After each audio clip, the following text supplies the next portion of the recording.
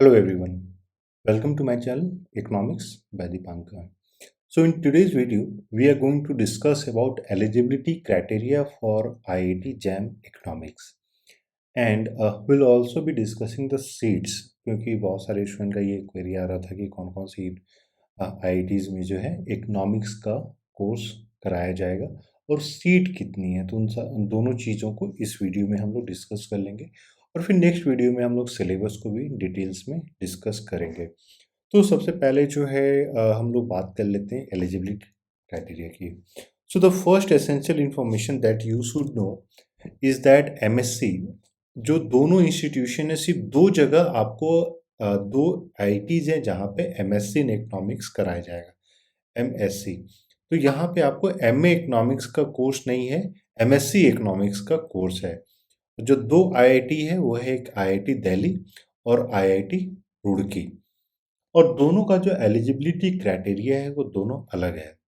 सबसे पहले ही अगर हम लोग बात करें सबसे पहले अगर हम लोग बात करते हैं आईआईटी दिल्ली का तो इसमें जो है कोई भी रिस्ट्रिक्शन नहीं है इन टर्म्स ऑफ कि आपने 12th में कौन सा सब्जेक्ट पढ़ा है या ग्रेजुएशन आपने कौन से सब्जेक्ट से किया है। यहाँ पे सिंपली है या आप बीए हो सकते हैं, बीएससी है, बीकॉम है, बैचलर ऑफ स्टैटिस्टिक्स है, मैथमेटिक्स है, बीटेक है या बैचलर ऑफ इंजीनियरिंग है और equivalent with minimum of 3 years of education after completing higher secondary schooling और इक्विवेलेंट। प्लस यहाँ पे देखने वाली चीज़ ये है कि मिनिमम एजुकेशनल क्वालिफिकेशन में मिनिमम मार्क्स भी नहीं मेंशन किया गया कि आपको ग्रेजुएशन में कितना मिनिमम मार्क्स हो चाहिए। ऐसे सेपरेटली इस क्वेश्चन को हम लोग सेपरेटली एक बार सर्च भी कर लेंगे कि क्या ग्रेजुएशन में 50% रिक्वायरमेंट है, 60% रिक्वायरमेंट है, अलग-अलग कोर्सेज़ के लिए क्या-क्या रिक्वायरमेंट है, उसको हम लोग सेपरेटली एक बार सर्च करके भी आपके साथ शेयर करेंगे। लेकिन the thing that I thought of sharing with you is IIT Delhi में इर्रेस्पेक्टिव ऑफ आपने अपना ग्रेजुएशन किस चीज़ में किया, चाहे वो आपने बीकॉम किया हो या फिर आपने बीए हिस्ट्री किया हो या बीए इकोनॉमिक्स किया हो, सो आप 100% एलिजिबल हैं। क्योंकि बहुत सारे लोगों के मन में ये क्वेश्चन आ रहा था कि मेरा बीकॉम है, मैंने इकोनॉमिक्स नहीं पढ़ा है या इकोनॉमिक्स का एक पेपर है।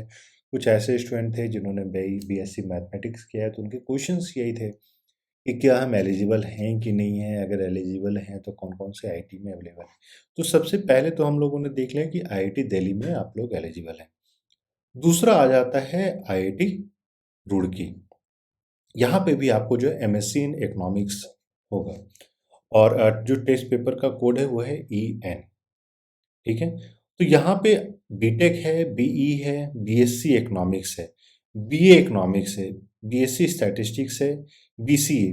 बीसीए हो जाता है आपका computer application, BSc, BA, BCom with mathematics as one of the subject. यानी वो सारे ही स्टूडेंट जो आईआईटी रुड़की के लिए अप्लाई कर सकते हैं। अगर मान लीजिए आपने इकोनॉमिक्स में नहीं ग्रेजुएशन किया, आपने किसी दूसरे सब्जेक्ट में किया है, तो ये ज़रूरी हो जाती है कि आपका mathematics as one of the subject होना ही चाहिए। फॉर एग्ज़ाम्पल मान लीजिए आपने बीएससी फिजिक्स किया है, तो mathematics of course first year में या सेकंड ईयर में आपने कभी भी पढ़ा ही होगा, तो आप एलिजिबल हैं। लेकिन मान लीजिए कोई ऐसे स्टूडेंट हैं जिन्होंने बीए हिस्ट्री किया है दिल्ली यूनिवर्सिटी से या किसी दूसरी जगह से और 3 साल उन्होंने कोई मैथमेटिक्स का एक भी पेपर नहीं पढ़ा है, तो शायद आप जो है इस कोर्स के लिए एलिजिबल मतलब आईआईटी रुड़की में एलिजिबल नहीं है, आप सिर्फ आईआईटी दिल्ली में एलिजिबल हैं।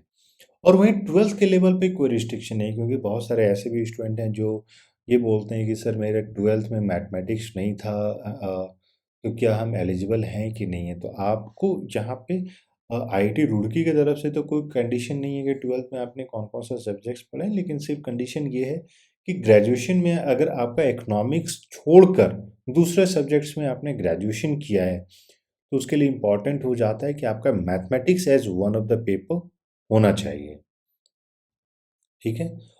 तो ये आपको जो है एक इम्पॉर्टेंट क्राइटेरिया है और इनफैक्ट ये क्राइटेरिया ऐसा नहीं है कि आपने अगर बीए इकोनॉमिक्स भी किया है और अगर मैथमेटिक्स नहीं है, तो शायद आप जो है आईआईटी रुड़की के लिए एलिजिबल नहीं है। तो इस पॉइंट को आपको ध्यान में रखना है। इसके बाद हम लोग इन दोनों जो आईआईटी है इसके सीट मैट्रिक्स को देख लेंगे। सीट मैट्रिक्स बेसिकली टोटल कितने सीट्स होते हैं, किन-किन कैटेगरी में कितने-कितने सीट्स होते हैं, उसको हम लोग देख लेंगे। मैं आपको बता दूँ कि हम लोगों के द्वारा जो है एग्ज़ाम की प्रिपरेशन के लिए ऑनलाइन क्लासेस स्टार्ट की जाएगी नवंबर में, और इसके लिए जो है आपको कॉल या मैसेज करना ऑन द नंबर 8448878849। और ये जो है कंप्लीट प्रिपरेशन कराया जाएगा not only for IIT JAM but also for GATE. आपको जो है जेएनयू सीयूईटी के अंदर अब आ गया है, दिल्ली स्कूल ऑफ इकोनॉमिक्स।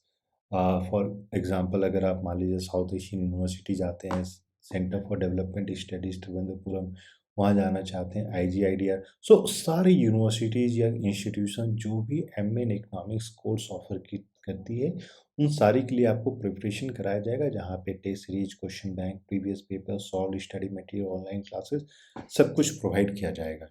तो या तो आप फटाफट इन इस नंबर पे कॉल कर दीजिए, या फिर आप जो है गूगल फॉर्म को रजिस्टर कर सकते हैं। वीडियो के डिस्क्रिप्शन में आपको गूगल फॉर्म मिलेगा, उस गूगल फॉर्म को ज़रूर रजिस्टर कीजिएगा। और ऐसे आपको कोई भी इन्फॉर्मेशन चाहिए, क्वेरी चाहिए एमए इकोनॉमिक्स के प्रिपरेशन के लिए, तो आप लोग कॉल या मैसेज कर सकते हैं दिस गिवन नंबर। तो अब आते हैं सीट मैट्रिक्स पे।